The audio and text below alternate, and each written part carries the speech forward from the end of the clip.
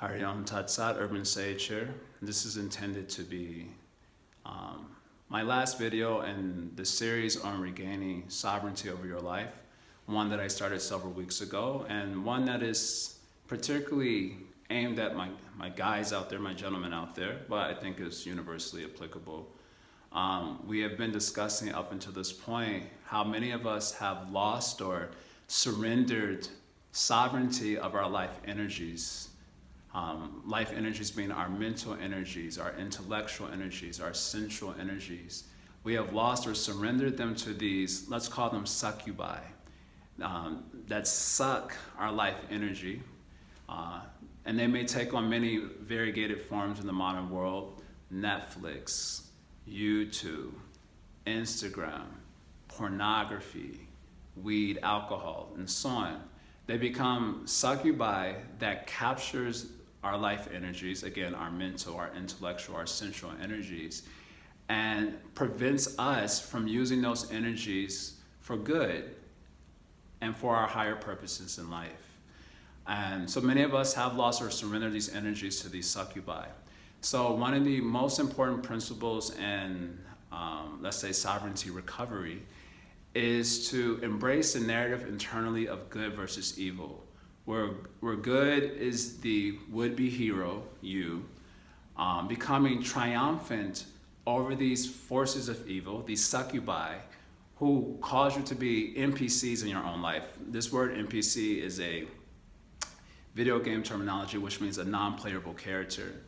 And they're like the characters in, let's say, I forget the name of that game where you just like kind of just shoot people and run over people. So the non-playable characters are the people who get shot at and killed and run over, and they don't really matter in the video game. Those are the non-playable characters. And the protagonist is the guy doing the shooting, the guy running the characters over. So these succubi, and you know which type of succubi you're suffering from, whether it's Netflix, pornography, or whatever socially acceptable addiction you suffer from. You know what it is. So these succubi, they cause us to become non-playable characters. The guy that just gets run over in our life. And so the would-be hero is the guy or gal, as it were, who triumphs over these succubi and wins back their life energies, again, mental, intellectual, sensual, for the forces of good or for their higher purposes in life. So this embracing this narrative in your head, now I know some may immediately come up with the argument, these things are neither good or bad, it depends on how you use it. Yeah, that's not exactly true. These things that were created, they weren't created neutrally. You know, there were probably many psychologists who were employed making millions of dollars to figure out exactly how to make these things addictive. So they weren't created neutrally. They were created with a very specific purpose in mind, and I intuit that the purposes for which they were created are largely achieved. Therefore, it's not neutral. So it would behoove us to kind of, at least as far as us wanting to gain a little bit more self-control, and from self-control, more freedom, it would behoove us to look at these as succubi, as forces of evil that prevents us from doing that. And I don't know if this analogy works as effectively with ladies as it does with guys. Guys tend to have a little bit more of a violent edge, and so we can probably really get on board with some of this. Anyway, that might be a little bit stereotypical. But in any case, this is an important part of sovereignty recovery. And I wanted to give this example that I read in the sacred literature. This is quite fascinating. Previously, politicians, when they were having political adversaries, they would employ these girls called vishakanya. The word vishakanya means, visha means poison, and kanya means girl. So these girls would be taken from a very young age, and they would be given tiny drops of poison from their youth. So that apparently by the time they were older, simply by kissing someone, they can kill someone. So what would happen is when politicians were having a particular difficulty with a particular king, then they would employ these vishakanyas to take the king out, because they were able to get close to the king in ways that other adversaries couldn't get close.